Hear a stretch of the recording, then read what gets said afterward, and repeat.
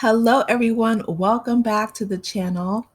Bridgerton star Rege Jean Page is the world's most handsome man, according to science. Dr. Julian De Silva, who is a plastic surgeon that practices out of Britain, he says that he finds Rege Jean Page to be the most handsome man in the world, according to a scientific method that measures physical perfection. So, right here, he puts out that reggae is found to be 93.65% accurate according to this assessment. And Chris Hemsworth comes in second place, followed by Michael B. Jordan, who comes in third. And he measures, facial symmetry, his physique, everything. So if you guys remember when Bridgerton came out, it was Christmas Day 2020, and that was like, when the pandemic was, we were like all stuck in the house. It was, Netflix was really doing really big numbers. At that time, I think like Tiger King had come out around the same time as well, so that blew up. But Bridgerton was the most successful series in Netflix's history at that time.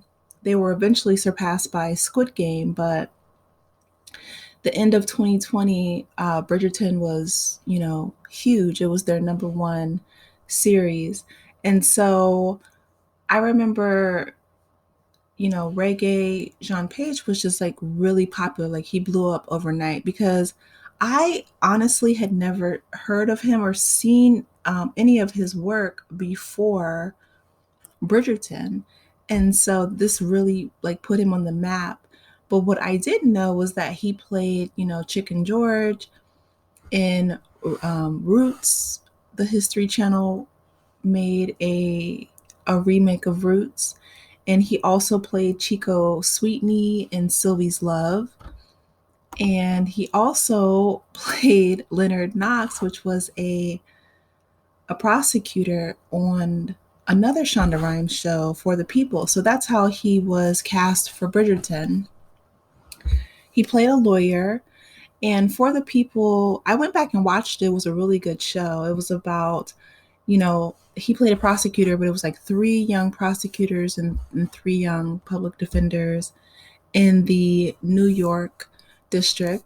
And they were, just showing the like an insider look at the justice system and just the lives of the young lawyers. And so it was it was like Shonda Rhimes, her style, similar to Grey's Anatomy and similar to Scandal and How to Get Away with Murder, just looking at the personal lives, the professional lives of the young people involved. And so I went back and watched it. I was surprised that I never heard about the show because, again, like I said, I'm a huge Shonda Rhimes fan, and so I was, of course, enjoying Scandal when it came out with Olivia Pope and Kerry Washington, her character, and I loved Viola Davis, her playing Annalise Keating, and so when after Bridgerton came out and I heard about For the People, I was like, wow, I've never heard any like marketing or promotion for the show. But when Regé Jean Page was in Bridgerton, I mean, he like blew up. Like he literally had 2021 in a chokehold. Okay. He was on Saturday Night Live and he was just like everywhere. And I think it was February when he said that he wasn't coming back to Bridgerton. Social media, I mean, people literally had a meltdown, like to the point where Shonda Rhimes, she like felt like she had to address it, and she just said that basically that he's always going to be the dude. You can go back and rewatch it. Like she was really trying to um calm people down because they were like having a fit, that he decided to, not come back to the show. And of course, that's his own prerogative, and him being an autonomous his actor. But it was just funny to see it happen in real time, because I mean, you know, people really get attached to these characters, and it's like, this is not a real person. Like the Duke of Hastings is not real. Okay, the Duke of Sussex is real. The Duke and Duchess of Sussex, you know what I mean? Like Prince Harry and Meghan, who are, putting out their own memoirs and podcasts and things like that about their time with the royal family. But I really found it comical, I guess, that people were just completely melting down over the fact that he was just like, okay, well, I fulfilled my contractual obligations and now I'm moving on, which is what he did. And so he played in The Gray Man, and he also has a movie coming out in March, Dungeons and Dragons. But this is what, really put him on the map. And really, I mean, I remember Bill Clinton actually saying that, he was not threatened, but he was like, kind of making fun of the fact that Hillary Clinton watched Bridgerton and enjoyed it so much. And, he was just kind of like taking pot shots at Regé and his character, because she said, and Hillary Clinton has seen a, a lot of people, okay, as Secretary of State and from a former First Lady of the president. But she said that Regé was probably the most beautiful person that she's seen. And she said that when Bridgerton first came out. And so now to have that actually, quantified and solidified by scientific research, like that's huge. But yeah, he's definitely an amazing, aesthetically, physically, he's very handsome, obviously the most handsome person in the world according to science.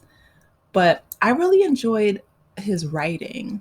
So he had a Tumblr account that he linked to his, I think it was his Twitter page, his Twitter account a few years ago. I'm not sure if it's still active or if it's still up, because he had a link tree.